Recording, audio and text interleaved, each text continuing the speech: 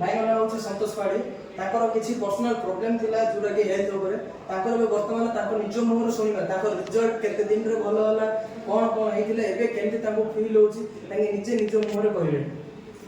हरे कृष्ण मु संतोष पाढ़ी ये अमृत जूस मत 15 दिन पूर्व आलोक मत देते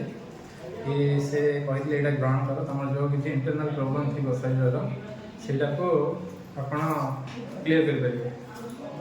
आईटा मुझे ग्रहण कली ग्रहण कलापर मोर जो सीवियर गैस्ट्रिक थिला से गैस्ट्रिकटा प्राय 80% कमी जाइए मत गोटे माउंदिया माउंदिया भी लगुला टे फुर्तिला भी लगुच आउ रहा झाड़ा क्लीयर हो जाऊँगी आम गोड़ हाथ भी फुलूला से भी कमी जाए प्राय आउ जो किसी परिश्रम पर मुझे थकी जाऊँगी से थकापन भी ए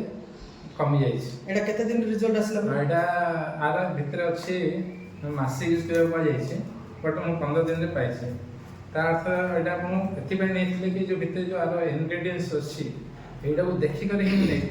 बाकी यार काम दबा न दबा से आम आयुर्वेदिक हिसाब से आम जानती